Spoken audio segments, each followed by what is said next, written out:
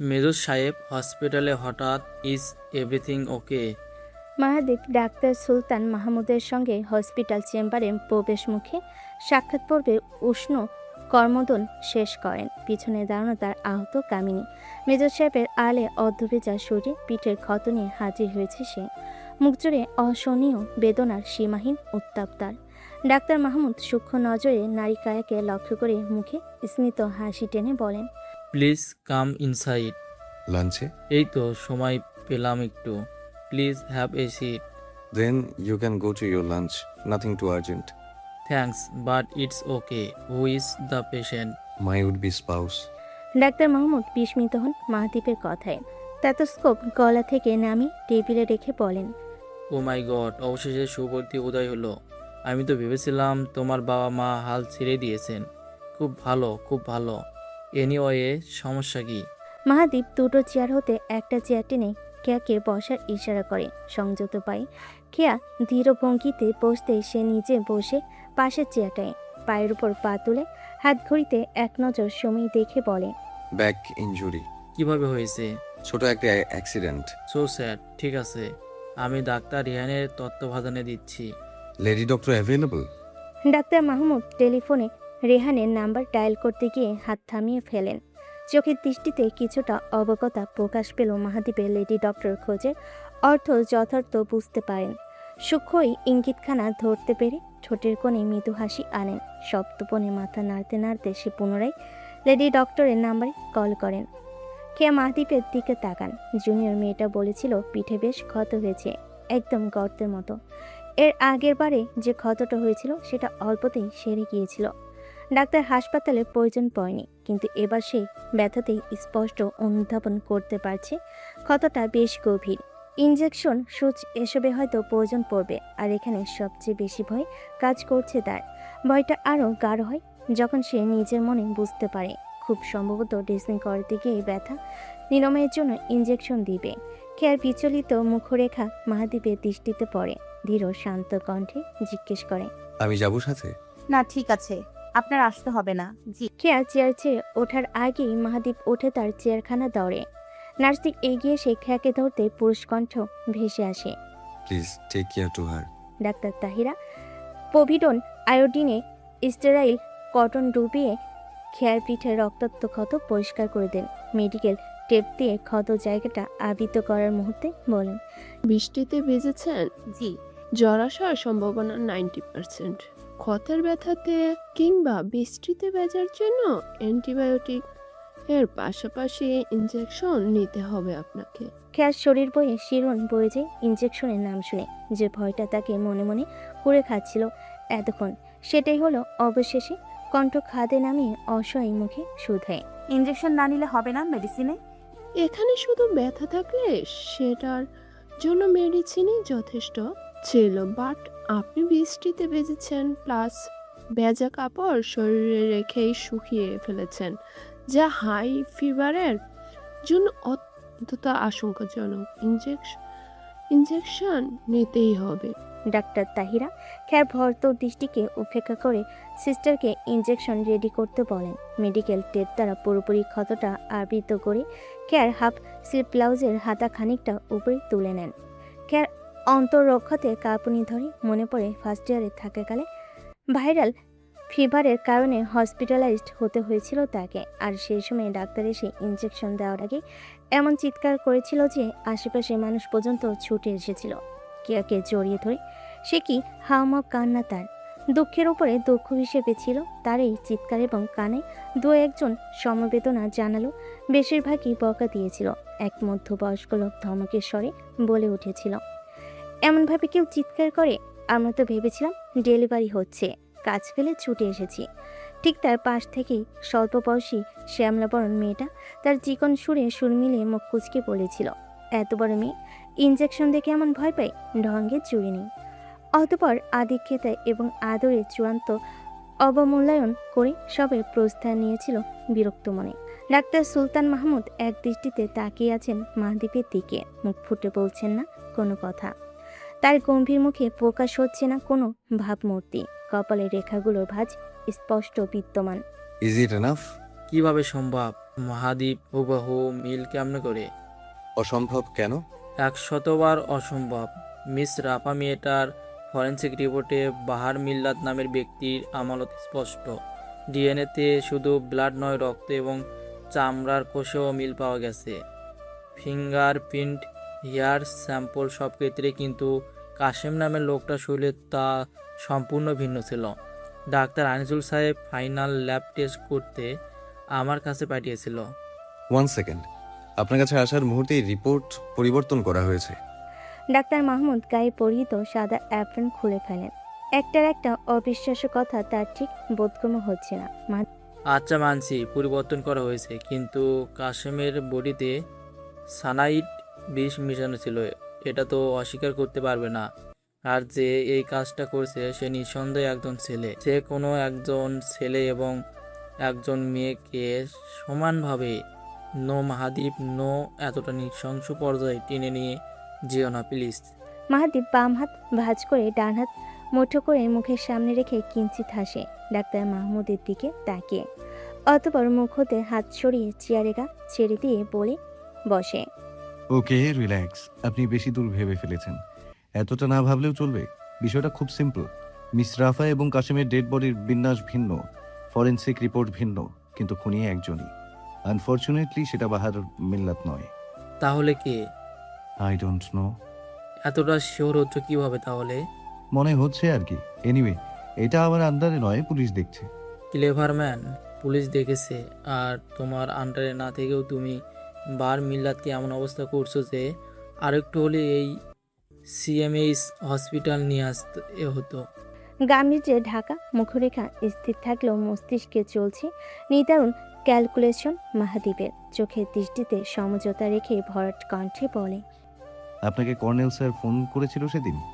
করেছিল। ওকে। কারণ শুনবে না? প্রয়োজন বোধ করছি না। গ্লাস ডোরে নক হয়। ডাক্তার মাহমুদ কামিন বলতেই নীল পোশাক পরিত নার্সটি মুখে কিছুটা দ্বন্দ্বতা মিশিয়ে বলেন, স্যার, ম্যাম ইঞ্জেকশনে হেজিটেট ফিল করছেন, মনে হচ্ছে কমফোর্টেবল না। মাহাদীপের কর্ণঘুরে কথাখানা প্রবেশ করতে সে শান্ত ভঙ্গিতে চেয়ার ছেড়ে উঠে দাঁড়ায়। হাতে ফোনটা নিয়ে ডাক্তার মাহমুদকে নিরেট কণ্ঠ ভেদ করে বলে, excuse me. Sure, please handle her. Dressing রুমে প্রবেশ করতে খেয়ার তরস্তর দৃষ্টি শিথিল হয়ে আসে মাহাদীপকে দেখে। শুকিয়ে আসা চোখে মুখে একটুখানি সতেজতা ফিরে পায়, যেন বর্তমান তারই অপেক্ষায় ছিল। মস্তিষ্ক জানান দেয় কাছের মানুষগুলো হচ্ছে এক একটা ম্যাজিক ম্যান। শত আপদে কিংবা বিপদের কোলে তাদের একটুখানি উপস্থিতি নিয়ে আসে মনে প্রবল জোর। মাহাদীপ বসারত খেয়ার সামনে এসে দাঁড়ায়। ডান হাতটা নিজের হাতের মুঠো নিয়ে ঠোঁট সামান্য প্রশস্ত করে শীতল কণ্ঠে বলে, ভয় পাচ্ছ? ইঞ্জেকশনে আমার ব্যালোনোফোবিয়া আছে। It's normal, don't panic, I am here. Doctor তাহিরাকে ইঞ্জেকশন পুশ করার জন্য মাহাদীপ সপ্তপনে ইশারা করে। খেয়া চোখ মুখ বন্ধ করে সমস্ত শক্তি দিয়ে মাহাদীপের হাত খামচে ধরে। মনে হচ্ছে আবার সেই চিৎকার তার মুখ থেকে বের হবে, কিন্তু নিজেকে দমায় সে বহু কষ্টে। ভিতরে সাহস যোগায় এই বলে একটা নির্ভরযোগ্য হাত কি যথেষ্ট নয় সমস্ত ভয় কাটাতে? সূক্ষ্ম চিনচিনে ব্যথায় সমাপ্তি ঘটে ইঞ্জেকশনের। কেয়া মুখ হতে ধীর কণ্ঠে অস্পষ্ট স্বর আওড়ায়। চোখ হতে এক ফোঁটা জল নিভৃতিতে গড়িয়ে পড়ল, অবরুদ্ধ করে রাখে চোখ জোড়া। It's over. পুরশালী নির্মেদ স্বর শ্রাবণ ইন্দ্রিয়তে পৌঁছাতে কেয়া মৃদুভাবে চোখের পাতা খোলে। সমস্ত জড়তা আর ভয়ের আস্তরণ কাটিয়ে মুখ তুলে তাকায় তার গম্ভীর পুরুষের দিকে। স্যার, আপনার হাতের তালুতে তো নট সো মাচ। ডাক্তার তাহিরার কথা অনুসারে খেয়ার চোখ জোড়া নিবদ্ধ হয় সরাসরি মাহাদীপের হাতের তালুতে। তার অল্প বিস্তর নখের ধারালো আঁচড় একদম সাদা শক্ত তালুতে গেঁথে গিয়েছে। স্পষ্ট লাল বর্ণ ধারিত করে জানান দিচ্ছে এটা তারই খামচে ধরার ফলপ্রসূ। আপনার হাতে। মাহাদীপ খেয়াকে কথার মাঝখানে থামি নিয়ন্ত্রিত মুখভঙ্গিতে আশ্বস্ত করে বলে, অপ্রাসঙ্গিক এটা। অনেক দেরি হয়ে গেছে, বাসায় ফিরতে হবে তোমাকে। আধার কালো রাত। নিস্তব্ধ কক্ষ হতে ভেসে আসছে ল্যাপটপের কিবোর্ডে টাইপ করার ক্ষীণ শব্দ। ইকোলুমেন ল্যাম্পের মৃদু আলোতে প্রায় অস্পষ্ট চারপাশটা। রাতের ওই নিস্তব্ধতায় ল্যাপটপের দিকে একাগ্র দৃষ্টিতে তাকিয়ে আছে মাহাদীপ। মাত্র শাওনি আশ্বাসিক্ত চুলগুলো মৃদুমন্দ আলোতে দেখা যাচ্ছে প্রাণবন্ত, যদিও চোখে দৃষ্টি তার সব সময়কার মতো ক্ষুরোধার। আব্বাজান ব্যস্ত, আসবো? মাহাদীপের মনোনিবেশ বিন্দুকণার মতো ভাটা পড়ে মায়ের হঠাৎ আগমনে। হাতে চলমান ক্রিয়ার গতিরোধ করে নিজের চোখের দৃষ্টি শিথিল করে নেয় মুহূর্তে। আপনার জন্য অলওয়েজ ফ্রি, প্লিজ আসুন। মিসেস সালমা ছেলের কক্ষে প্রবেশ করেন ধীর লয়ে। চারপাশে প্রায় অন্ধকারাচ্ছন্ন গুমট ভাব, কিন্তু বেড সাইডে থাকা পিস লিলিগুলো এই গুমটে ভারী পরিবেশকে স্থিতিশীল করতে সুগন্ধ ছড়িয়েছে সমুদ্র আলে, ঠিক যেন তারই ছেলেরই অনুরূপ।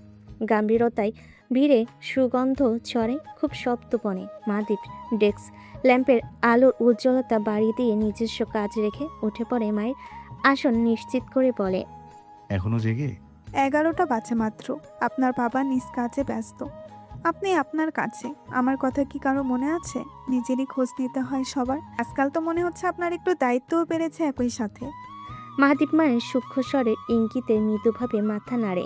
কালো ট্রাউজারের পকেটে দুহাত নিবদ্ধকরণ করে বলে, এই দায়িত্ব নিতেই আমাকে day by day pressure create করে গিয়েছেন আপনারা। মিসেস থালমা আলতার সে ছেলের বেডে গিয়ে বসেন।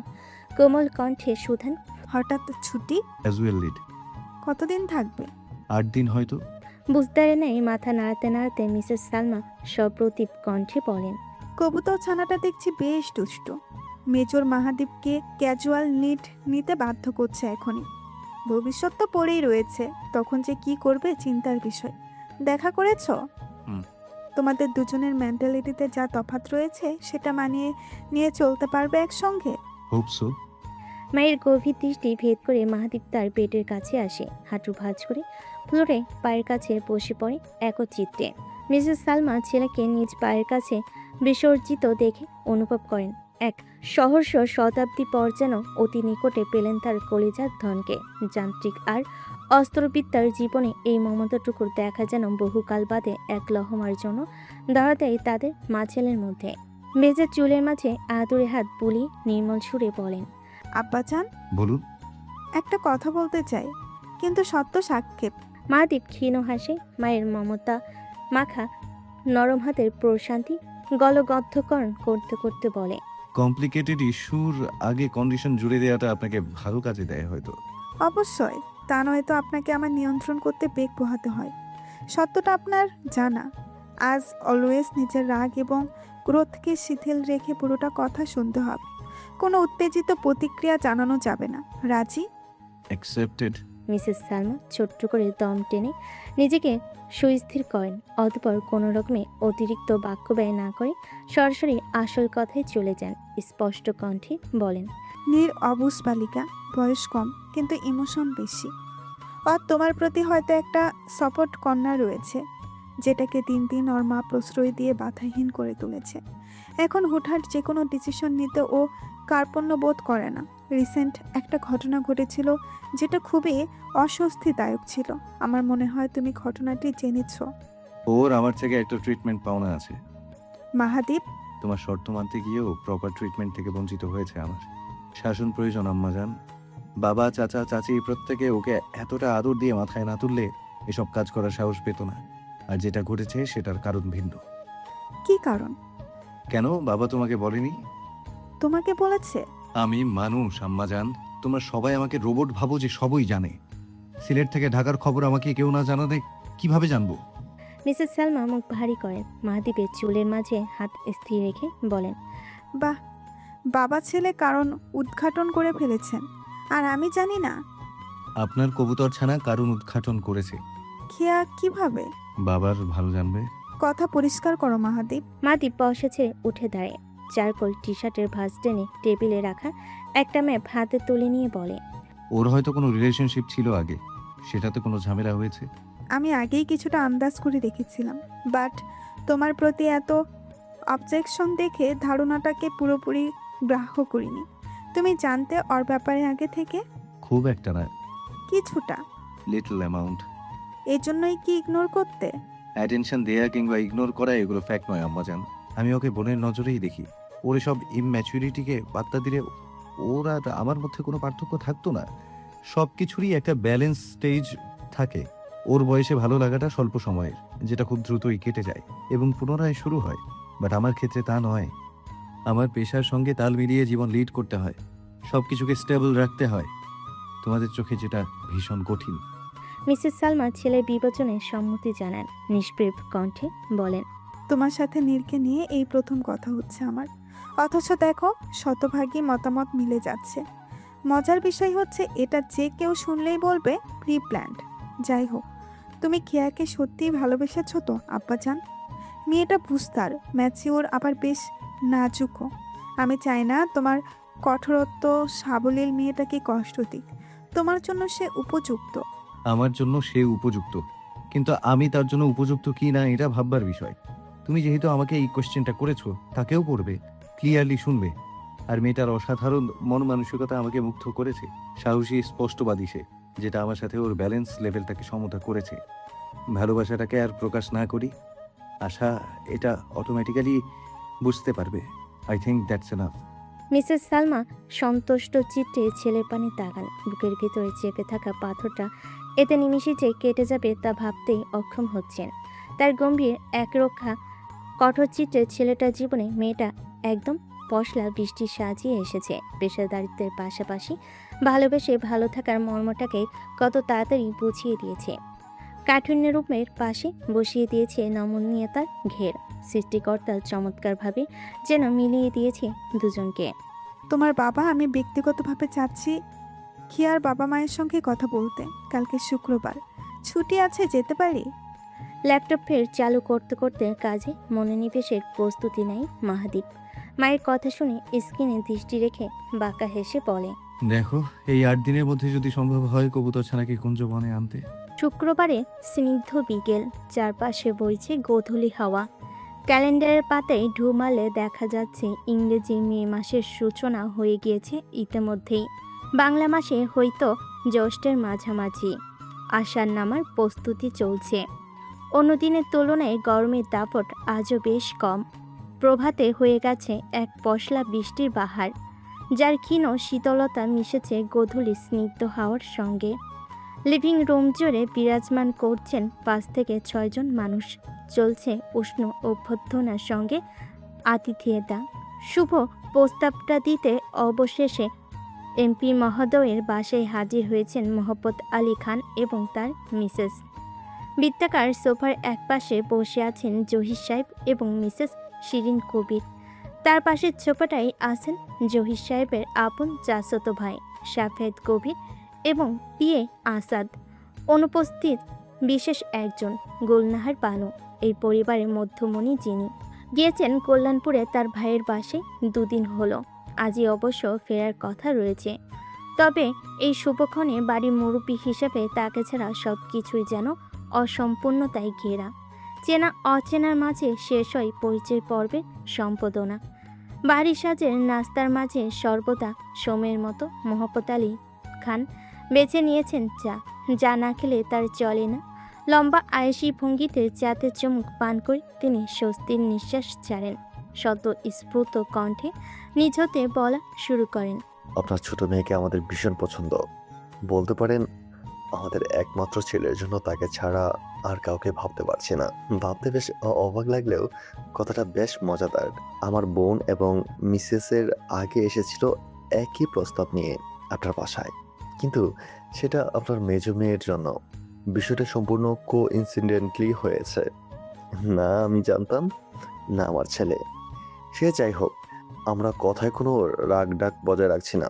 সরাসরি নিজ কন্যা হিসাবে আপনার মেয়েকে চাইতে এসেছি। একই সঙ্গে শুনতে আগ্রহী এই বিষয়ে আপনাদের মতামত কি? কয়েক হাত দূরত্বে দাঁড়ানো হালকা গোলাপি রঙের সিল্কের পর্দাটা দুলে ওঠে হুট করে। শুভ্র হাতে চেপে ধরে এক মুঠো পদ্মার ভাঁজ। লজ্জায় আড়ষ্ট বনে চলে যেতে লাজুক অঙ্কনার মুখে ফুটে একরাশ হৃদয়গ্রাহী হাসি। চোখ দুটো কোথায় লুকাবে খুঁজে পায় না। 102 ডিগ্রি জ্বরে নাজেহাল শরীর তার, কিন্তু তার সুস্মিত রূপ দেখে কে বলবে একটু আগে জ্বরের তোরে এই মেয়ে ভুলভাল বকেছিল। এতদিন প্রেম কলি দাপিয়ে যখন লজ্জা পেলি না, আর এখন বিয়ের কথা শুনতেই লজ্জায় মুখে রংধনু ছড়িয়ে ফেলেছিস কেউ। তুই বুঝবি না এসব। বিয়ের কথা উঠলে মেয়েদের লজ্জা আপনা আপনি এসে হাজির হয়। আমাকে একটু ধর, দাঁড়াতে পারছি না। কে এগিয়ে এসে খেয়াকে শক্ত করে ধরে এক হাতে। জ্বরে শরীর পুড়ে যাচ্ছে মেয়েটার। একটা শাল মুড়িয়ে নিয়েও শরীরে মৃদু কাঁপুনি ঠেকাতে পারছে না। পিঠের ক্ষতটা শুকিয়ে কালচে হয়ে আছে। ডাক্তার তাহিরার কথা হুবহু মিলে গিয়েছে। কাল রাতে মোটামুটি জ্বর এলো, সকাল হতে না হতেই তা গা কাঁপিয়ে হানা দিয়েছে। কিন্তু এসবে তোয়াক্কা করে কি? এই যে জীবনের সুন্দর একটা মুহূর্ত ক্যানভাসের মতো ছবি এঁকে দিয়েছে তার, সেখানে মন মতো রঙের পসরা সাজাতে গিয়ে সব কষ্টকে চাপে প্রস্ফুটিত করেছে, শারীরিক যন্ত্রণাগুলোকে করে দিয়েছে মুক্ত। দুবন উৎসুক নজরে দরজার পর্দার আড়াল হতে দৃষ্টি মেলে লিভিং রুমের দিকে। এবার শুধু অপেক্ষা বাবার মতামতের। জহির সাহেব শান্ত দৃষ্টিতে মুখের হাসি বজায় রাখেন। সাদা পাঞ্জাবি উঁচিয়ে রাখা ভাঁজটা টান টান করে গলা ছেড়ে বলেন, আমি খুবই খুশি আপনারা আমার ছোট মেয়েকে এতটা পছন্দ করেছেন। নিজে থেকে আমার বাসায় এসে প্রস্তাব দিয়েছেন। বলা চলে এটা আমার সৌভাগ্য। আসলে 3টা মেয়ে আমার ভীষণ আদরের। খুব যত্নে বড় করেছি ওদের। শিক্ষা, নৈতিকতার পরিপূর্ণতা দেওয়ার চেষ্টা করেছি সব সময়। আপনারা জানেন আমার মেজো মেয়ে এখনো পড়াশোনা করছে। মাস্টার্সটা শেষ করে ইচ্ছা বিদেশে হায়ার স্টাডিজের জন্য। আমরাও লাইফ সেটেল নিয়ে নিজেরা টুকটাক ভাবনা চিন্তা করছি, তবে এখনো কোনো কিছু ফাইনাল করিনি। এর মাঝে ছোট মেয়েটা বুঝতেই পারছেন। জয় সাহেবের কথায় স্পষ্ট দ্বিধাগ্রস্ততা, কিছুটা নারাজি ভঙ্গিমা। মিসেস সালমা তা উপলব্ধি করতে পারেন বেশ সহজে। মার্জিত কণ্ঠে নিজের নীরবতা ভেঙে বলেন, আমরা আগে থেকেই জানতাম আপনার মেজো মেয়ে কেয়া এখনও আনম্যারিড। সেখানে ছোট মেয়ের বিয়ের প্রস্তাবটা খুবই স্বাভাবিক চোখে লাগার মতো, যদিও বর্তমান যুগে সেটার গ্রাহ্যতা কমে আসছে। আপনারা কেয়ার মাইন্ড গার্ডিয়ান, অবশ্যই আপনাদের সিদ্ধান্তটাই অধিক গ্রহণযোগ্য। যেটা ভালো বুঝবেন, যেটা করার দরকার সেটাই করবেন। তবে আমরা কি এইটুকু নিশ্চিত হতে পারি এই একটা সমস্যা ছাড়া আপনাদের আর কোনো সমস্যা নেই? মিসেস সালমার সরাসরি প্রশ্নে জয় সাহেব উত্তর দেওয়ার আগে শাফেদ কবিরের দিকে এক নজর তাকান। সেই সঙ্গে আসাদ নজর মিলে কিছুটা দৈরত্ব প্রকাশ করেন। জয় সাহেব চোখের ইশারায় তাদের আশ্বস্ত করে বলেন, দেখুন, প্রত্যেক বাবা মারই তো সন্তান নিয়ে আলাদা ইচ্ছা বা স্বপ্ন থাকে। আমাদেরও তেমনটা আছে। আমি আপনাদের প্রস্তাবকে অসম্মান করছি না, তবে সমস্যা না বলে এটাকে অন্য কিছু বলতে পারেন। মানে আমার ছোট মেয়ের জন্য আমাদের পছন্দের ছেলে আগে থেকে ঠিকঠাক করে রাখা হয়েছে। আমরা একে অপরের সাথে বলতে পারেন কমিটেড। সেখান থেকে কথা নড়চড় করাটা খুবই বাজে দেখায়। খের কর্ণকুড়ে বাবার উচ্চারিত কথাটা পৌঁছাতেই শরীর কেঁপে ওঠে। কেয়াকে জড়িয়ে স্নিগ্ধ মুখরেখাকে পরিণত করে মলিনতায়। অবাকের চূড়ান্ত সীমায় তার লাল চোখ জোড়া নিস্তব্ধতায় চোখের পাতা ফেলার সময়টুকু পায় না। বাবা এসব কি বলছে কেয়া? আমি নিজেও বুঝতে পারছি না, কখনো তো শুনিনি। পছন্দের ছেলেটা আবার কে? কবে ঠিক করলো? মিসেস সালমার মুখভঙ্গি শান্ত থাকলেও মোহাম্মদ আলী খান কথাটা শুনে কিছুটা বিমর্ষ হয়ে পড়েন। প্রস্তাব প্রত্যাখ্যানের চেয়েও কষ্ট পান তার পছন্দ করা মেয়েটার অন্যত্র কোথাও। টু বি অনেস্ট, কথাটা শুনে আমি ভীষণ মর্মাহত হলাম। এরকম কিছু শোনার জন্য মোটেও প্রস্তুত ছিলাম না। কিন্তু কেয়া কি এই বিষয়ে অবগত? না, ও এ বিষয়ে জানে না। ইভেন আমার কোনো মেয়ে এ সম্পর্কে অবগত নেই। মিসেস সালমা মৃদুভাবে মাথা নাড়ি স্পষ্ট কণ্ঠে বলেন, আমি দুঃখিত আপনাদের ব্যক্তিগত বিষয়ে সামান্য ইন্টারফেয়ার করার কারণে, কিন্তু না করেও পাচ্ছি না। আমার মনে হচ্ছে আপনাদের কমিটেড হওয়ার আগে কেয়াকে অবগত করা উচিত ছিল। মেয়েটা ইতিমধ্যে আমাদের সঙ্গে ভীষণভাবে জড়িয়ে গিয়েছে। আমাদের ছেলের সঙ্গে ওর একটা ম্যাচুয়াল বন্ডিং তৈরি হয়েছে, আর এই বন্ডিংটাকে আমরা মোটেও হেলাফেলার চোখে দেখিনি, যেটাকে পূর্ণতা দিতেই আমাদের আজ আশা। জয় সাহেব জবাব দেওয়ার আগেই পাশ হতে সাফায়েত কবির সাহেব মিসেস সালমার কথাই ভারী কণ্ঠে জবাব দেন, দেখুন আপা, এখনকার দিনে ছেলে মেয়েরা টুকটাক সম্পর্কে জড়িয়ে থাকে, আর খেয়া জানতো না বিদে হুট করে হয়তো একটা সম্পর্কের মধ্যে পড়ে গিয়েছে। তবে আমাদের মেয়ে খুব বুঝতার। আশা করি আমাদের দেয়া কথা ও অবমূল্যায়ন করবে না। মিসেস শিরিনের ভিতরে অস্বস্তি সৃষ্টি হয় ভীষণ। এসব কিছু তার ধোঁয়াশার মতো লাগছে। তিনি নিজেও সুস্পষ্ট ছিলেন না ঠিক করে রাখা সম্বন্ধ সম্পর্কে। মিসেস সালমার পূর্বে আনা প্রস্তাবে তিনি এক বাক্যতে রাজি ছিলেন, কিন্তু মাঝখানে গরমিল হয় আর এগুতে সাহস পাননি। এখন মুখ ফুটে কিছু বলবে তার উপায় নেই। জয় সাহেব আগেই তাকে এই প্রস্তাবে পজিটিভ মতামত দানে সতর্ক করেছেন। অবমূল্যায়ন না করাটাই ভালো। অবশ্য সব কিছুর ঊর্ধ্বে বাবা মায়ের সম্মান রক্ষা করাটা একজন সন্তানের জন্য প্রধান কর্তব্য।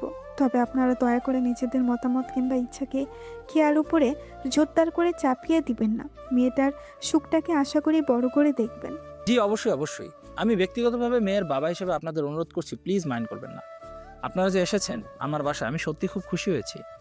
মোহাম্মদ আলী খান এবং মিসেস সালমা একই সাথে বসা ছেড়ে উঠে দাঁড়ান। নিজেদের স্বাভাবিক ভাবভঙ্গি বজায় রেখে বলেন, আমরাও খুব খুশি হলাম আপনাদের সাথে সাক্ষাৎ করে। আর এখানে মাইন্ড করার কিছু নেই। আমরা সবসময় যেটা চাই সেটা সেভাবে মেলাতে পারি না, কম বেশি হবেই। আর ভাগ্যটাকে আমরা চাইলেও বদলে ফেলতে পারি না। জহির সাহেব সহ বসরত সকলে উঠে দাঁড়ান একসঙ্গে। মোহাম্মদ আলী খানের সঙ্গে বিদায়ী কর্মতন সম্পূর্ণ করেন হাসি মুখে। অপরদিকে মিসেস শিরিন মিসেস সালমার সঙ্গে সূক্ষ্ম আলিঙ্গন করেন। ছোট্ট স্বরে বলেন, আল্লাহ সহায়ক, আমার ভীষণ ইচ্ছে ছিল। মিসেস সালমা প্রতি উত্তরে আলতো হাসেন শুধু। অতপর বিদায়ী যাত্রী হিসেবে পা বাড়ান না হওয়া সম্পর্কর এই বেড়াজাল থেকে। খেয়ার শরীরে জ্বর যেন তত্তর করে বাড়ছে, সেই সঙ্গে লাল চক্ষু জোড়া থেকে হয়ে আসছে ঘোলা। টালমাটাল শরীরটাকে কোনো মতে দাঁড় করিয়ে রেখেছে বাড়ির সকলের সামনে। মনের ভিতরটা পড়ছে অসহনীয় দাবানলে। যেটা করেছো করেছো, আমি তোমাকে এই নিয়ে কিছু বলবো না। তবে এরপরে থেকে আমি চাই না তোমাদের মাঝে আর কোনো সম্পর্ক বজায় থাকুক। আমার জীবনে এত বড় একটা সিদ্ধান্ত আমাকে না জানিয়েই তোমরা ঠিক করে ফেললে। আমার পছন্দ অপছন্দের কোনো মূল্য নেই। হুট করে বললে ওকে পছন্দ করে রেখেছি, যাও বিয়ে করো। আমাকে বাধ্য হয়ে সেটা করতে হবে? আমার জীবনটা কি বোবা পুতুল বাবা? খেয়ার গলা ধরে আসে। মিসেস শিরিন এসে মেয়েকে সামলান, শান্ত হতে বলেন ক্রোধ ছেড়ে। কিন্তু খেয়া নিজেকে ধরে রাখতে পারে না, মেনে নিতে পারে না মেজর সাহেবের বাবা মাকে এমনভাবে প্রত্যাখ্যান করে দেওয়াটা। সাহেব শেখ স্ত্রী কণ্ঠে বলেন, তোমার বাবা বা আমরা যাকে পছন্দ করে রেখেছি তাকে তোমারও পছন্দ হবে। অপছন্দের কোনো কারণ নেই। ছেলে যেমন সুদর্শন তেমনই যোগ্যতা সম্পূর্ণ। তুমি দরকার হলে কথা বলো, পরিচিত হও। আমি শিওর তোমার এই ক্ষণিকের ভালো লাগা কেটে যাবে। আমি বাচ্চা নই আঙ্কেল যে পছন্দের খেলনা ছেড়ে চকচকে খেলনার পেছনে ছুটবো। আমার আপনাদের পছন্দ করে রাখা ছেলের প্রতি ন্যূনতম আগ্রহ নেই, আর হবেও না। জয় সাহেব মেয়ের দিকে শক্ত চোখে দৃষ্টি রাখেন, গাম্ভীর্যে মোড়া কণ্ঠে উগরে দিয়ে বলেন, তুমি এই মেজরকে পুরোপুরি চিনতে পারো নি খেয়া। সে অতি ধরাশয়ী, তার সমস্ত রেকর্ড আমাদের জানা। পাগলামি বন্ধ করো। আমি কালকে রেদওয়ান সাহেবদের সঙ্গে কথা বলে তোমাদের এঙ্গেজমেন্টের ব্যবস্থা করছি। মিসেস শিরিন নিজের শিকলবন্দি মুখের জবান ফোটান, দৃঢ় কণ্ঠে বলেন, কেন তা হবে? কেয়ার আগে বিয়ে হোক, তারপরে ওর কথা চিন্তা করা যাবে। তোমার নিজেরও তো আপত্তি ছিল এখানে। আমি মা হয়ে জানলাম না কার সাথে কি ঠিক হলো, আর আমার মেয়ে এঙ্গেজমেন্ট করে ফেলবে। মেয়ে বিপদে চলে গিয়েছে, যাকে নিয়ে জীবন গড়ার স্বপ্ন দেখছে, সে যে তার জগতে কত বড় মাফিয়া সেটা তো জানে না সে। রাজনৈতিক অবৈধ তাস ঘরে যারা চাষ বয়ে দেয় তারা তোমাদের চোখে হয়তো মাফিয়া, কিন্তু আমার চোখে প্রত্যেকে একজন আদর্শবান পুরুষ। জহির সাহেবের গাম্ভীর্যপূর্ণ রূপ ধীরে ধীরে ক্ষোভে পরিণত হতে থাকে। শক্ত জলে খেয়ার দিকে এগিয়ে আসতেই খেয়া সামনে এসে বাধা দেয়। বাবা প্লিজ, আর যাই বলো ওর গায়ে হাত দিবে না। ওর শরীরটা ভালো নেই। আর এসব কথা এখন না বললে কি হচ্ছে না? জোর করে এমন একটা সিদ্ধান্ত চাপিয়ে দেওয়াটা কি ঠিক হচ্ছে? ঠিক বেঠিক সেটা আমি বুঝবো। সাফায়েত, তুমি আজই ফোন করে ওনাদের কনফার্ম করো। আমি বুঝতে পারছি মেয়ে আমার লাগাম ছাড়া হয়ে গেছে। সঠিক পন্থা হিসেবে এঙ্গেজমেন্টটাই উত্তম। খেয়ার চোখের জল গড়িয়ে পড়ে অনায়াসে। জড়িয়ে আসা কণ্ঠ ঠেলে বলে, ওনার সমস্যাটা কি জানতে পারি বাবা? কেন তোমার অপছন্দ? ও জৈশে পেপি আসাদ নিরস কণ্ঠে বলে, এই মেজর মাহাদিদের রাজনীতির বিরুদ্ধে অনেক আক্রোশ আছে। মিথ্যা মামলায় অভিযুক্ত করে জেলে পাঠায়। সিলেটে এক খ্যাতিমান ব্যবসায়ী রাজনীতির জগতে পা রাখতে না রাখতেই তাকে মাদক মামলায় ধরেছে। এছাড়া তার নামে আরো অনেক আতঙ্কিত খবর আমাদের হাতে আছে। সুবিধার না সে। আচ্ছা, এইটা তাহলে আসল বিষয়। ভয় পাচ্ছ? বড় বড় নেতারা নিশ্চয়ই চাপ দিবে, রাজনীতির মাঠে জায়গা হারাবে জন্য। বেশি কথা আমি বলতে চাই না তোমার সাথে। খেয়া, রুমে যাও, নিজের যত্ন নাও আর কালকের জন্য প্রস্তুতি নাও। জৈশের বাসা থেকে প্রস্থান নিতে উপস্থিত দুজন পুরুষ তাকে অনুসরণ করে বের হয় উদ্যতা নেয়। পিছন হতে সাফাত সাহেব মিসেস শিনের সামনাসামনি এসে দাঁড়িয়ে বলেন, ভাবি সাহেবা, আপনার মেয়েকে বোঝান। আপনারা বোঝালে ও বুঝবে। আর ওনারা কালকে আসবেন, প্রস্তুতি নিন। কিয়া স্তব্ধ হয়ে বসে পড়ে ফ্লোরে। মাথার সমস্ত রগগুলো যেন টেনে ধরছে তাকে। অসহ্য ব্যথা সহ্য সীমার বাইরে। শুভ্র মুখখানিতে লালচে আভাই ভরপুর। বাবাকে বলো ওনারা যেন না আসেন। আমি কিন্তু এই বিয়ে এঙ্গেজমেন্ট কিচ্ছু করব না। তোমার বাবা আমার কথা শুনবে না কেয়া। তার ভালো মন্দের দিক নির্দেশনা দেওয়ার অনেক মানুষ রয়েছে। দাদিবুকে আসতে বলো। দাদিবু আজকালের মধ্যেই আসবে। আর সে বৃদ্ধ মানুষ, এই বয়সে তাকে আর তোমরা বাপ মেয়ে মিলে ঝামেলা দিও না। সে তোমার কষ্টটা বুঝলেও ছেলের একরোখা সিদ্ধান্ত টলাতে পারবেন না। দাদিবু বোঝালেই বাবা বুঝবে। আমি তোমার বাবাকে খুব ভালো করেই চিনি। তার এই স্বভাবটা আমাকে সারা জীবন কষ্ট দিয়ে এসেছে। সে সবসময় অন্যের বুদ্ধিতেই চলে। কোনো কিছুতেই সিদ্ধান্ত নিলেও তার দলের লোকেদের সাথে পরামর্শ করে। পরিবারে মা স্ত্রী বলতে যে কিছু আছে সেটা তোয়াক্কাই সে করে না। তোমার দাদিবু এমনি এমনি এত কঠোর হয়নি। এসব রাজনৈতিক ব্যক্তিদের সঙ্গে সংসার করা সহজ বিষয় না। কেয়া এগিয়ে এসে মায়ের কাছে দাঁড়ায়, নরম কণ্ঠে জিজ্ঞেস করে, রেদওয়ান সাহেবটা কে? মনে হচ্ছে নামটা শুনেছিলাম কখনো। এদেরই গোত্রের হয়তো। রতনের রতন চিনবে না? বাবা এসব লোকেদের পাল্লায় পড়ে খেয়ার জীবনটা নষ্ট করছে। আমি নিরুপায়। আমার কথার কোনো মূল্য নেই তোমার বাবার কাছে। আর তুমি হায়ার স্টাডি করো, বিদেশে যাও, বিয়ে টিয়ে মাথায় তোলো। তোমাদের দুজনকে নিয়ে হয়েছে আমার এক ঝাল। আমি কি করলাম? পড়াশোনা শেষের পথে কত করে বললাম বিয়ে করো, তারপর এশিয়া ইউরোপ যেখানে খুশি যাও। সেটা তো শুনলে না। এখন দেখেছো তো পরিস্থিতি। আমি বিয়ে করি আর না করি, খেয়াকে বাবা মেজরের সঙ্গে বিয়ে দেবেই না। দেখলে না শুরুতে এই বড় ছোট সিরিয়ালটাকে বাবা ইস্যু করলো, তারপর আবার এটা বাদ দিয়ে তার পছন্দের ছেলেটাকে টেনে আনলো। মূলত বাবা সরাসরি না করতে পারছিল না, এই জন্যই এইসব কায়দা করছে। আর কালকে এঙ্গেজমেন্ট ব্যাপারটা অতি মাত্রায় বাড়াবাড়ি হয়ে যাচ্ছে না? মিসেস শিরিন দীর্ঘশ্বাস ফেলেন। ক্ষেত্রবিশ্বাস সে খুবই কমই রাগান্বিত হন। আজ যেন সেই রাগের বহিঃপ্রকাশ বেশ ভালোভাবে ফুটে উঠেছে। মেয়ের অসুস্থ শরীরে এমন নাজেহাল অবস্থা দেখে তার ভিতরটা চেপে আসলেও মুখে প্রকাশ করে না। খেয়ার দিকে বিষণ্ণ চোখে তাকিয়ে বলেন, ওঠো, শরীর খারাপ করো না। জ্বরে পড়ে যাচ্ছ। কেয়া ওকে ঘরে নিয়ে যাও, আমি জলপট্টি নিয়ে আসছি। রাতের আকাশে আজ অমাবস্যারা যেন কারসাজি সাজিয়েছে। ঘন অন্ধকারে ছিটেফোঁটা জায়গা মেলেনি নক্ষত্রদের। নিগুড় এই রাতে একই সঙ্গে কারোর মনে বেঁধেছে নিদারুণ কষ্টের সমাহার। দুহাত ভাঁজ করে তাতে মুখ লুকিয়ে নীরবে দিয়ে যাচ্ছে অশ্রু বিসর্জন। কেয়া, মাথায় আলতো করে হাত রেখে কেয়ার নিচু স্বরে ডাক। কেয়া শোনো যেন শোনে না। বেদনা গহিত মুখটা তোলার মতো অবকাশ নেই। কেয়া মেডিসিনটা খেয়ে নে প্লিজ। বাবা এসেছে? এসেছে, কিন্তু তুই এই মুহূর্তে কিছু বলিস না। আম্মু হয়তো কিছু বলেছে বাবাকে। ভীষণ রাগারাগি হচ্ছে দুজনের। বাবা কেন এমন করছে বুঝতে পারছি না। কেয়া মাথা তুলে রক্তিম চোখ জোড়া স্থির করে কেয়ার চোখে কান্না ভেজা কণ্ঠে জিজ্ঞেস করে, কালকে কি এঙ্গেজমেন্টের ডেট ফাইনাল করেছে? কেয়ার এই প্রশ্নের উত্তর দিতে ভীষণ অনীহা। ছোট মুখ করে ধীরভাবে মাথা নাড়াতেই কেয়ার ভুরু জোড়া সোজা হয়ে যায়।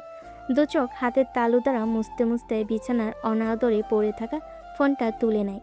মেজর সাহেবকে সে এবার দিয়ে মোট 13 বার ফোন দিল, কিন্তু প্রত্যেকবারই যান্ত্রিক কণ্ঠ তাকে জানান দিচ্ছে তার ফোন বন্ধ। এই মুহূর্তে তাকে পাওয়া সম্ভব নয়। কেয়ার নিজেকে ভীষণ অসহায় লাগে। কোন দিকে যাবে, কি করবে কিছু ভেবে পায় না। মানুষটাকে কি সবসময় ব্যস্ত থাকতে হয়? এই যে সে সমুদ্রের অথই জলে হাবুডুবু খাচ্ছে, এই মানুষটা এসে প্রতিকূল দেখাই না দিলে সে কিভাবে সাঁতরে উঠবে?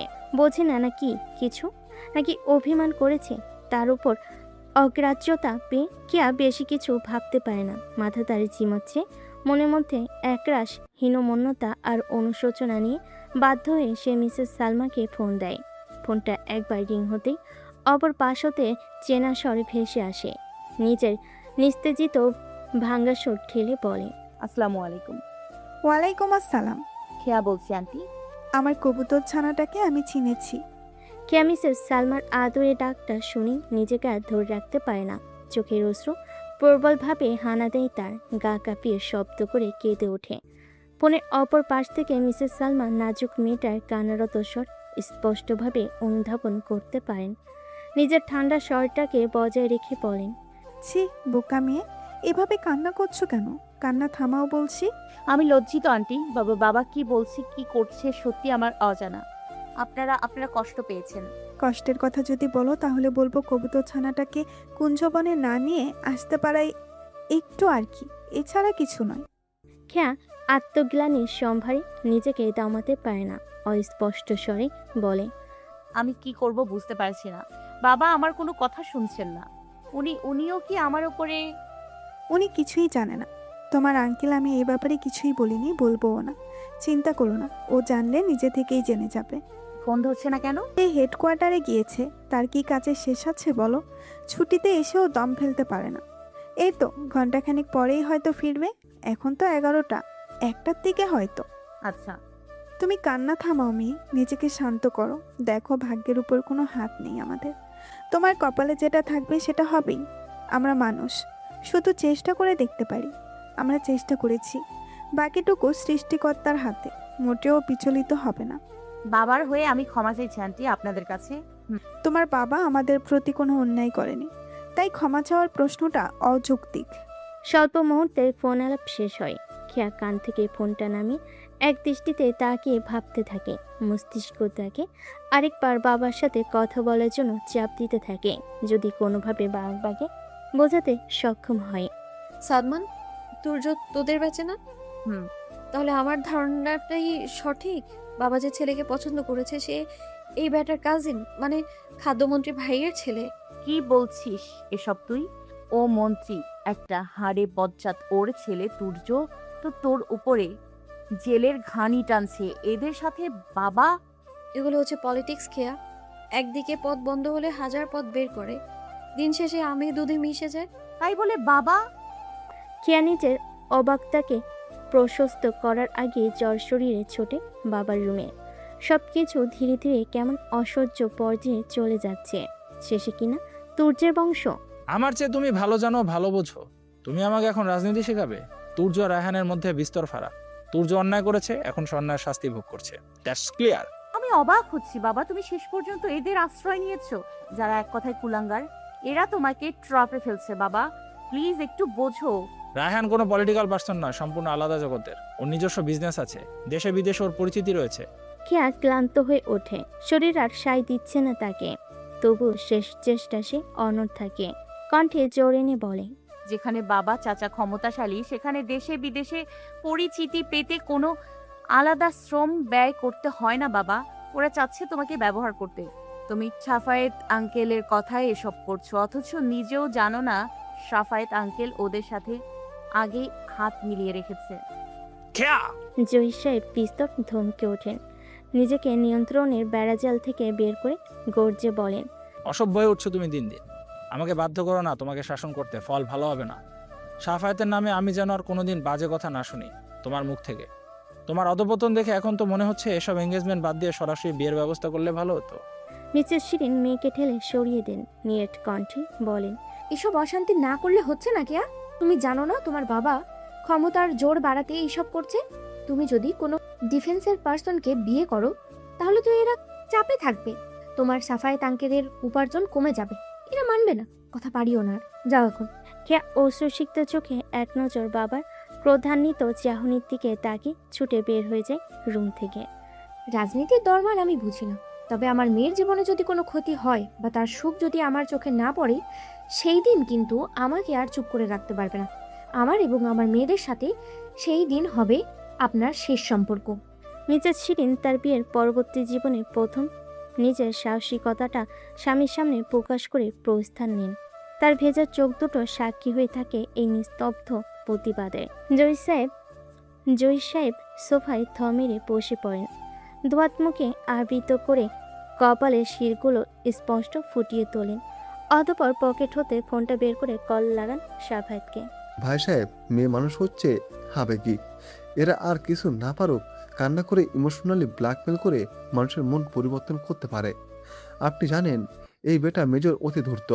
একে মেয়ের জামাই হিসেবে কল্পনা করলে আপনি রাজনীতির মাঠে টিকে থাকতে পারবেন না। কিন্তু কোনো কিন্তু নেই ভাই সাহেব, খেয়া ছোট মানুষ তাই এমন করছে। কালকে এঙ্গেজমেন্টটা হোক, সব ঠিক হয়ে যাবে। আমি নিশ্চিত করছি, আপনাকে ভরসা রাখুন। নির্দয় এক রাত, নির্ঘুম দুটো চোখ, হাতে মুষ্টিমেই ফোনটাকে ছুঁড়ে মারতে গিয়ে থমকায় খেয়া। ব্যর্থ প্রচেষ্টা হিসেবে আরও একবার সেই কাঙ্ক্ষিত অপেক্ষণীয় নাম্বারে কল ছুঁড়ে জানে সেই একই যান্ত্রিক স্বর ভেসে আসবে, বলবে সংযোগদানে সম্ভব হচ্ছে না। সে এই মুহূর্তে ধরাছড়ার বাহিরে। হ্যালো। খেয়া হুট করে কেঁপে ওঠে, স্থবির দৃষ্টি তার সজল হয়ে ওঠে। কর্ণভেদ করে পৌঁছে পুরুষালী ভারী স্বর, অবহেলিত ফোনে পরে কড়া দৃষ্টি নজর। 23 সেকেন্ড অতিক্রম করেছে। অপর পাশ হতে দ্বিতীয়বার খেয়া নামটা উচ্চারিত হতেই খেয়া নড়েচড়ে ওঠে। কানে ফোনটা চাপতেই জমানো রাগগুলো ঠিকরে পড়ে তার চোখে মুখে। আপনি তাহলে বেঁচে আছেন, অস্তিত্ব মিলেছে আপনার। দুর্ভেদ্য হয়ে পড়েছেন তো। আমার কথা একবারও মনে পড়ে না, তাই না? আপনি তো মুখ হতে কোনো কথা বের হয় না তার। রাগের সাথে অভিমান আর দুঃখের সঙ্গে কষ্ট মিলে হয়ে যায় একাকার। কানে গলারোধ হয়ে আসে। নিজেকে সামলানোর ব্যর্থ চেষ্টাতেও হার মানে সে। ফোনের অপর পাশে ব্যক্তি হতে কোনো কথার ভাঁজ পাওয়া যায় না। কয়েক সেকেন্ড পার হতেই কল কেটে দেয় সে। কতক্ষণ লাগবে? আধ ঘন্টার মতো। বুঝলাম না, একটা দিন আগে তোমার উঠবি আসলো খত্ত নিয়ে, আজকে আবার তুমি। হেডকোয়ার্টার থেকে বের হয়ে কি অ্যাটাক করেছিল? আমাকে নয়, ক্যাপ্টেন সাজিদের ওপর অ্যাটাক করেছিল। আমি সঙ্গে ছিলাম, জানতো না। By the way, I have to go right now. Mahadip navy blue শার্টটা অনাবিত কোমর অব্দি নামিয়ে ওয়ালেট আর ফোনটা পকেটে নিয়ে উঠে দাঁড়ায়। হাতের ঘড়িটা পড়তে পড়তে পা বাড়াতে ডাক্তার মাহমুদ দৃঢ় কণ্ঠে বলে ওঠেন, এই স্টপ মাহাদীপ, তোমার কোমরে ইনফেকশন হয়ে আছে, পেপার ড্রেসিং করতে হবে। No need. ঘড়ি কাটে তখন আড়াইটার কাছাকাছি। খেয়া ফ্লোরে বসে খাটের পর মাথা রেখে স্তব্ধ হয়ে আছে। চোখে পানি তার সুখে গাল জুড়ে আস্তরণ তৈরি করে দিয়েছে। নির্বাক নিস্তব্ধ বনে সে পাথর দিকশূন্য হয়ে পড়ে আছে। মেজর সাহেবও অগ্রাহ্যটাকে ধরে বসল। সে কি জানে না খেয়া তাকে কতটা ভালোবাসে? একটাবার মুখ ফুটে কি কিছু বলারও প্রয়োজন অবধি মনে হলো না। এতটা নির্দয়তা না দেখালো কি হতো না? চারপাশে নিস্তব্ধতাকে নিঃসার করে ফোন বেজে ওঠে। খেয়া মলিন চোখে তাকাতেই দেখে তার মেজর সাহেব। হ্যালো। নিচে আসো, অপেক্ষা করছি। একটা সম্মিলিত বাক্যতেই খেয়া ফোন ছেড়ে উঠে দাঁড়ায়। নিজের ভঙ্গুর দেহটাকে একপাশে রেখে দ্রুত গতিতে নিচে যেতে পা বাড়ে। নিকষ রাতে রোড সাইডের আলোতে নেভি শার্টের মানবটি টান টান ভঙ্গিতে দাঁড়িয়ে আছে জনমানবহীন রাস্তায়। চোখ মুখে তার স্থিরতা। কোমরের সদ্য তৈরিকৃত ক্ষত কিংবা একটু আগে বয়ে যাওয়া প্রলয়ঙ্কারী ঝড়ে বিন্দুমাত্র আভাস নেই তার মাঝে। কিয়া ঝড়ের গতিতে নিচে নেমে আসে। কান্নায় চোখ মুখ ফুলে বেহাল দশায় সে নিজেকে পরিণত করেছে। গভীর রাতে গভীর বেদনে উপশম হিসাবে কাছের মানুষটাকে দেখে নিজেকে আর ধরে রাখতে পারল না। খোলা এলো চুল উড়িয়ে দৌড়ে ছুটে যায় মেজর সাহেবের কাছে।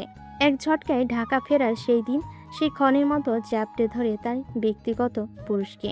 দুহাত গলা জুড়ে পেঁচিয়ে ধরে মুখ লুকাই শক্ত মানবীর বুকে।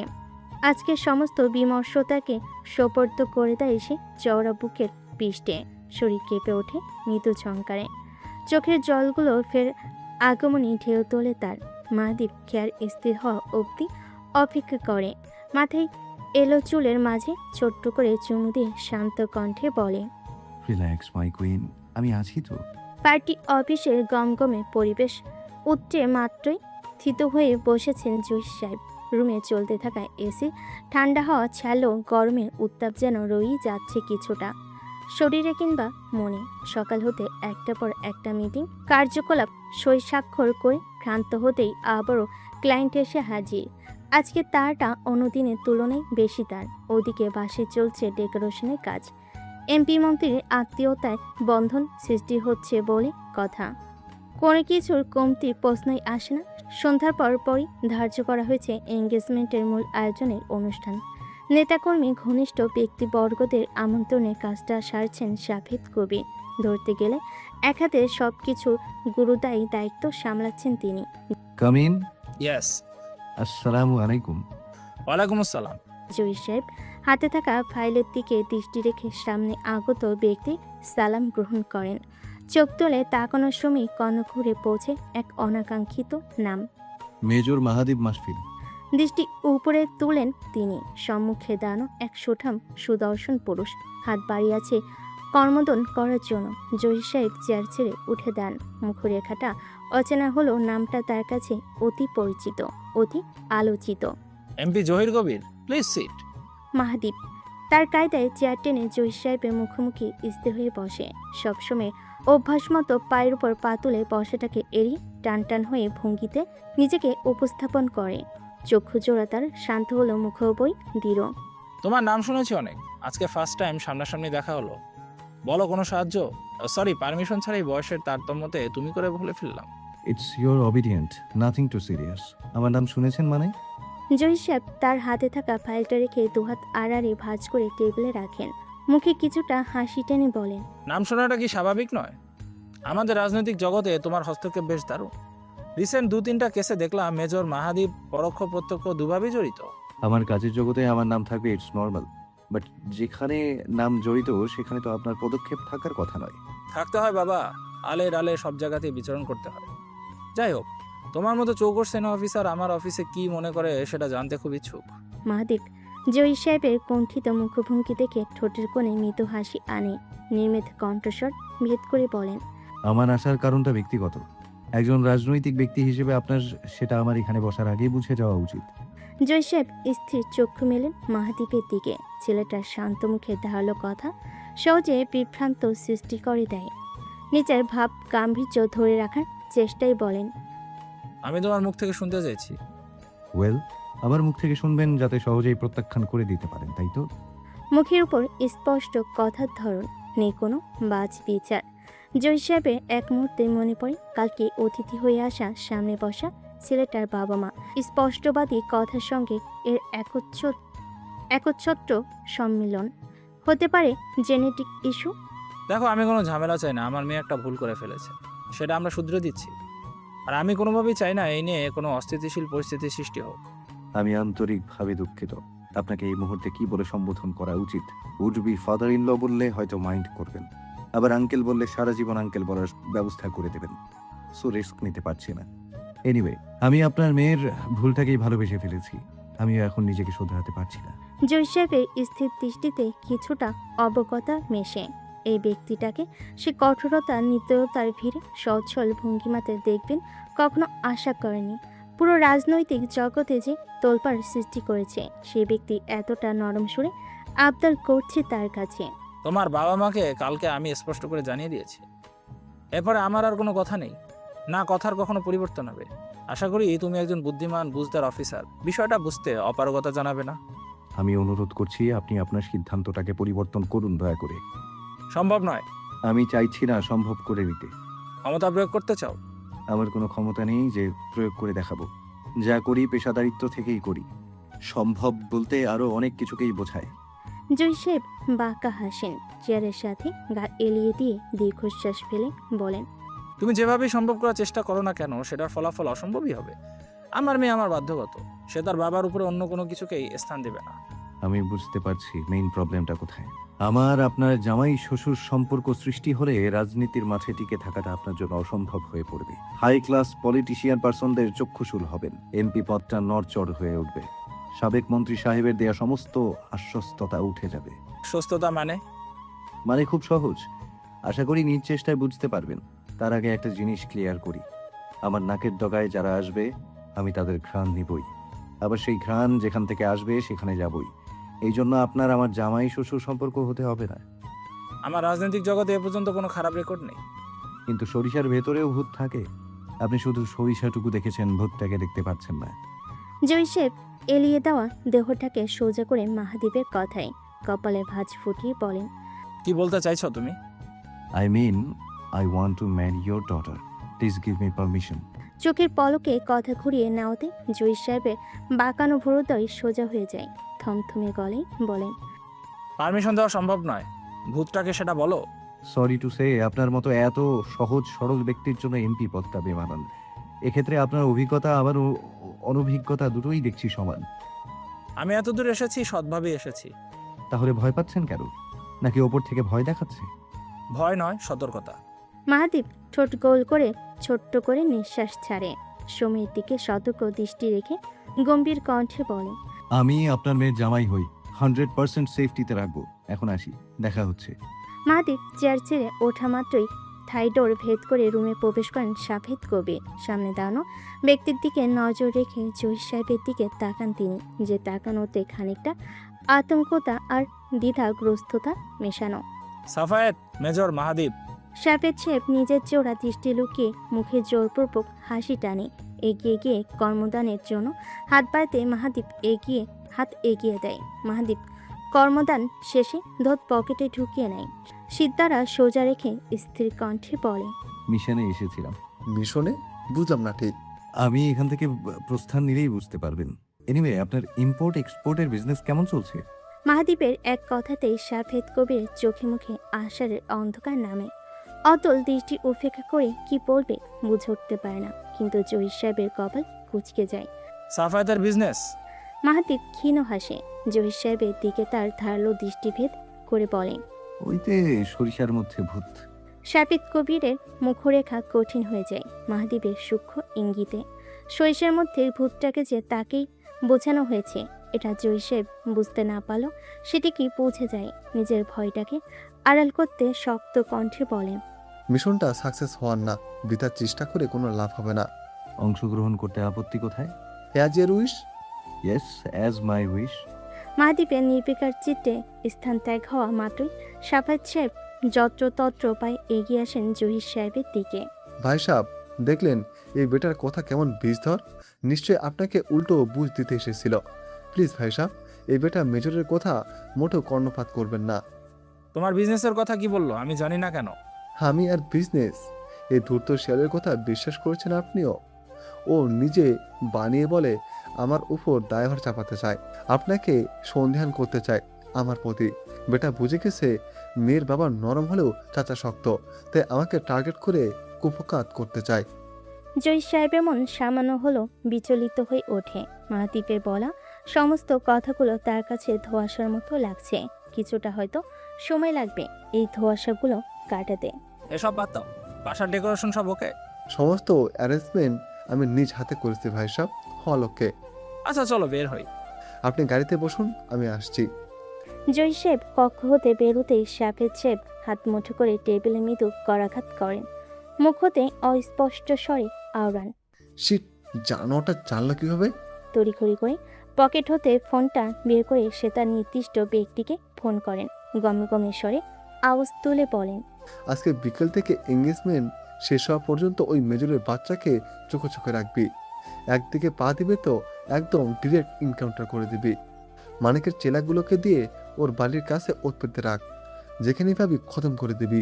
সন্ধ্যা শেষে গাঢ় আকাশ, পিচঢালা রাস্তা ফুরে চলছে অবাধ বাস ট্রাক, সেই সঙ্গে পাল্লা দিয়ে ছুটছে দুটো কালো রঙের পাজোড়া গাড়ি, যার অভ্যন্তরে আছেন সাবেক মন্ত্রী সাদিকুল জামান, ভাই রেদওয়ান রশিদ এবং ভাতৃ পুত্র রায়হান রশিদ।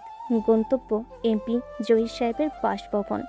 সাফায়েতের বুদ্ধিটা খারাপ ছিল না বলো? এক ডিলে দুই পাখি মারা। রায়হান, তোমার কি কোনো আপত্তি আছে? থাকলে বলো, এখনো সময় আছে হাতে। চিল চাচু, এসব আমি কোনো কেয়ার করি না। তুর্যকে ছাড়িয়ে আনতে আমার হনিওয়ালা বিবি যথেষ্ট। তাছাড়া এমপির কন্যাকে আমার বেশ ভালো লেগেছে, মেয়ের দম আছে বলতে হবে। দ্যাটস মাই সান।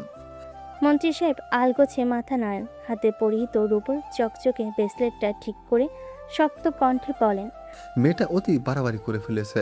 বাপের জানা সাহস আছে, মেয়ের যেন দ্বিগুণ। তুর্যের বিরুদ্ধে এই মেয়েটা একদম আদা জল খেয়ে লেগেছিল। স্পিকে দিয়ে পর্যন্ত হুমকি ধামকি দিলাম, তাতেও টললো না। ভাইজান, তোমার কি মনে হয় এই মেয়ে একা এত কিছু করতে পেরেছে? মোটেই নয়, এখানে অন্যজনের হাত রয়েছে। সাফাত বলল মেজর মাহাদেবের কথা, কিন্তু এই ব্যক্তি তো। কি হলো, গাড়ি থামালো কেন? ড্রাইভিং সিট হতে মুস্তাকিম ঘাড় ঘোরায়। পিছনে থাকা পাঁচড়ে গাড়িটা সামনে চলে যেতেই বলে, পুলিশ সামনে। রেদওয়ান রশিদ হাতে থাকা ফোনটা নিয়ে সামনের গাড়িতে বডিগার্ড নাদিমকে ফোন করতে উদ্যত হয়, কিন্তু তার আগেই উক্ত ব্যক্তি হতে রায়নের ফোন আসে। স্যার, ওনারা আপনাদের সাথে কথা বলতে চায়। What the nonsense! তোমরা হ্যান্ডেল করতে পারছো না আমাদের সঙ্গে কিসের কথা? সাদিকুল জামান বিরক্ত হন। হাতে থাকা ঘড়িটার দিকে তাকিয়ে বলেন, ওদেরকে 2-3 হাজার টাকা দিয়ে দিতে বলো। শালারা টাকার জন্য এমন করছে। 1-1.5 মিনিট পার হয়, কিন্তু সমস্যার অবসান হয় না। সামনে চলছে তুমুল তর্ক বিতর্ক। অবশেষে বাধ্য হয়ে সাবেক মন্ত্রী মহোদয় গাড়ি হতে নামেন, একই সাথে ভাই রেদওয়ান রশিদ এবং ভাতৃজ রায়হান। কি ব্যাপার, নতুন নাকি? আফতাবনগর থানার অতিরিক্ত উপকমিশনার আসাদুজ্জামান নূর স্বতন্ত্র পায়ে এগিয়ে আসেন। সুস্পষ্ট কণ্ঠে বলেন, জি না, নতুন নয়, আপনার অপেক্ষাতেই ছিলাম। সমস্যা কি? এভাবে রাস্তার মাঝে আটকানো কেন? মিস্টার রায়হান রশিদকে আমরা জিজ্ঞাসাবাদের জন্য থানায় নিয়ে যেতে চাই। তার নামে আমাদের কাছে কিছু গুরুতর অভিযোগ এসেছে। What the fucking. Stop Raihan, বুঝতে পেরেছি উনি আমাদের চিনতে পারেনি। অতিরিক্ত উপ কমিশনার তো, চিনলে এতক্ষণ হাঁটু কাঁপতো। স্যার, আমি আপনাকে খুব ভালো করেই চিনি এবং জানি। সাবেক খাদ্যমন্ত্রী মহোদয় আপনি। আপনার ছেলে সাদমান তুর্য বর্তমানে মাদক মামলায় কারাভোগ করছেন। হেই, ডোন্ট টক টু মাস। কার সুপারিশ এসেছ? এভাবে হ্যারাসমেন্ট করার ফল কিন্তু হারে হারে ভোগ করতে হবে তোমাকে। আসাদুজ্জামান নূর বিনয়ী হাসেন, দৃঢ়পায়ে রায়হানের সম্মুখে দাঁড়িয়ে নির্মিত কণ্ঠে বলেন, দায়িত্বের কাছে সুপারিশের প্রয়োজন বোধ করছি না। যাই হোক মিস্টার রায়হান, গত 15 এপ্রিল আপনার কোয়ালিটি স্টোরেজ রুম থেকে 15 টন চিংড়ি রপ্তানি হয়েছে, তাই তো? হ্যাঁ তো। এর পাশাপাশি হরিণের চামড়াও গিয়েছে 7.5 কার্টুন। হরিণের চামড়া মানে? হরিণের চামড়া মানে হরিণের গায়ের বেষ্টনী, যা বিক্রি করা আইনত নিষিদ্ধ। সাদিকুল জামান ক্ষিপ্ত হয়ে ওঠেন আসাদুজ্জামান নূরের উপরে। পকেট হাতড়ে ফোন বের করে জোর গলায় বলেন, তোমার জেরার অবসান ঘটাচ্ছি। মাঝরাতে রাস্তায় মন্ত্রীর গাড়ি আটকে নোকরামি। একেবারে এমন অবস্থা করবো না বাবার নাম ভুলে যাবে। তোমার ডিপার্টমেন্টের ডিআইজিকে দিয়ে সাহায্য করতে আমার 1 মিনিটও লাগবে না। আপনি চেষ্টা করুন স্যার, যার যেটুকু ক্ষমতা আছে সে সেটুকু কার্যকর করবেই। ইন্সপেক্টর ফারদিন, ওনাদের গাড়ি তল্লাশি করো। এই কুত্তার বাচ্চা, একদম গাড়িতে হাত দিবি তো শেষ করে দিব। সভ্য হয়ে অসভ্যের মতো আচরণ করবেন না। আপনারা আপনাদের কাজ করুন, আমরা আমাদের কাজ করছি। উপর মহল থেকে নির্দেশ আসলেই ছেড়ে দিব। দুটো গাড়ি জোরদার করে তল্লাশি করা শেষ হয়, তবুও সাবেক মন্ত্রী মহোদয়ের ফোন ডিআইজি সাহেব রিসিভ করে না। হাতের মুঠো শক্ত করে পাকিয়ে সে রাগে তত্তর করে কাঁপতে থাকে। স্যার, 2 নম্বর গাড়ির বোনাট পার্ট হতে 2টি বিদেশি মদের বোতল পাওয়া গিয়েছে, আর ওনার গাড়ির গায়ে সরকারি লোগো লাগানো, যা সাবেক মন্ত্রী হিসাবে ব্যবহার করার কোনো যথাযথ নেই। আসাদুজ্জামান নূর মৃদু হাসেন, নমজ কণ্ঠে বলেন, গাড়িটা বাজেয়াপ্ত করো। স্যার, আপনারা একটু থানায় চলুন। আমার বিরুদ্ধে কোনো প্রমাণ আছে? আপনাদের মতো রাঘব বলদের ধরতে প্রমাণ না সংগ্রহ করে আমরা কি কোনো স্টেপ নিতে পারি? আমরা সাধারণ আদমি, খেটে খাই। চলুন, সময় নষ্ট করবেন না। রেদওয়ান রশিদ পুলিশ অফিসারটিকে বাগে আনতে অন্য পন্থা অবলম্বন করেন। দৃঢ় কণ্ঠে পাশে টেনে নিয়ে বলেন, 10 লক্ষ চলবে? 10 লক্ষ হবে না। আচ্ছা যাও, একদম 25 লক্ষ। আসাদুজ্জামান নূর মাথা নাড়িয়ে সায় জানায়, অতঃপর ঠান্ডা স্বরে বলে, টাকার পরিমাণ বলা আপনাদের স্বভাব হয়ে গিয়েছে। সব মানুষ এটু খাবার খায় না। কথা বাড়াবেন না। রাস্তায় জমজমাট অবস্থা, চারপাশে লোকের সমাহার জমে গেছে ইতিমধ্যে। সাবেক মন্ত্রী মহোদয়ের বডিগার্ডরা নিশ্চুপ, কোনো কাজে কিংবা কথা বলার আর জায়গা নেই। সাংবাদিকরা এসে হাজির, হাজারো প্রশ্ন আর ক্যামেরার ফ্ল্যাশে নিজেদের মুখ লুকাতে ব্যস্ত তারা। চলছে লাইভ টেলিকাস্ট। পুলিশ দুটো গাড়ি বাজেয়াপ্ত করার পর নিজস্ব গাড়িতে তুলে নিয়ে যান 3 জনকে। 1 ঘন্টার মধ্যে এত কিছু যেন মিরাক্কেলের মতো। খোলা চোখে সবকিছু এলোমেলো মনে হলো, কোথাও কি হয়তো মনে হয় সব যেন পূর্ব পরিকল্পনা মর্জিত। রাত 9টার কাছাকাছি এঙ্গেজমেন্টের সব প্রস্তুতি শেষে চলছে অপেক্ষার পালা। জয় সাহেব, সাবেদ সাহেবের ঘাম ছুটে যাওয়ার জোগাড়। মন্ত্রী সাহেবদের আসার কথা 7:30টার মধ্যেই, কিন্তু এখন 8টা পেরিয়ে যাচ্ছে, তবু কোনো খোঁজ নেই। সব ঠিকঠাক আছে তো সাফায়েত? ঠিক থাকার কথা ভাই সাহেব, আমার সঙ্গে ঘন্টা 2 আগেও কথা হয়েছে ওনাদের। বললেন রওনা হয়েছেন, কিন্তু এখন আসছে না কেন বুঝতে পারছি না। ওনারা উল্টো কোনো চাল চালছে না তো আবার? না না না ভাই সাহেব, এরকম ভাবছেন কেন আপনি? শীঘ্রই এসে পৌঁছাবেন। দাঁড়ান, আমি দেখি কোনোভাবে খোঁজ নিয়ে যায় কিনা। প্লিজ দেখো, গেস্টরা এভাবে কতক্ষণ ওয়েট করবে? সাবেদ সাহেব ফ্ল্যাটের ব্যাংকুয়েট হল থেকে বেরিয়ে গ্যারেজে এসে দাঁড়ান। চোখে মুখে তার অস্থিরতা স্পষ্ট। কিছুক্ষণ অনতিক্রম্যভাবে পায়চারি করতে থাকেন তিনি। বুঝে উঠতে পারছে না সমস্যাটা কোথায় সৃষ্টি হলো। হ্যালো স্যার, একটা অনাকাঙ্ক্ষিত ঘটনা ঘটে গিয়েছে। মন্ত্রী সাহেবের পুলিশ হেফাজতে নিয়ে যাওয়া হয়েছে একটু আগেই। সাবেদ সাহেবের মুখ পাংশুটে বর্ণ হয়ে যায় এক লহমায়। শুকনো ঢোক গিলে বলেন, নিশ্চয়ই ওই হারামির বাচ্চা এসব করেছে। তোদের না বলেছিলাম ওকে চোখে চোখে রাখবি? ও বের হলো কিভাবে? স্যার, এই ব্যাটা বাসাতেই আছে, বের হয় নাই এখনো পর্যন্ত। আমাদের সম্পূর্ণ নজর আছে ওর উপর। আপনার কথা মতো এই এরিয়ার নেটওয়ার্কও শাটডাউন করে রাখা হয়েছে। আমার মনে হয় অন্য কেস। ফোন ডাক। সাপের ছেপ বিস্তর শরীর জুড়ে ঘামতে থাকেন। তীরে সে তরি ডোবার মতো অবস্থা হয়ে গেল। এখন সে তার ভাই সাহেবকে কি বোঝ দিবে, কিভাবে ম্যানেজ করবে সব কিছু। বেলকনি জুড়ে লাগানো হলুদ রঙের সিরিজ বাতি অস্থির চিত্রে নারী কামিনী পায়চারি করছে এদিক ওদিক জুড়ে। পরনে তার শিপন লেয়ার্ড গাউন, যার প্রতিটি ভাঁজে সূক্ষ্ম সোনালি সুতোর কাজ ঝলমল করে উঠছে আলোক রোশনাইতে। মুখে নেই কোনো রকমের দামি প্রসাধনী অলংকার বলতে গলায় ঝুলছে ছোট্ট পাথরের একটা পেন্ডেন্ট। এছাড়া একরাশ চিন্তা আর ব্যাকুলতা ছাড়া তার মধ্যে কিছু বিদ্যমান নেই। মুখের উপর লেটে থাকা চুলগুলো সরিয়ে সে কেয়ার পথ চেয়ে থাকে। এই মেয়ে সেই যে সর্বশেষ পরিস্থিতি জানাতে লাপাত্তা হয়ে গেল, তার আর কোনো খোঁজ নেই।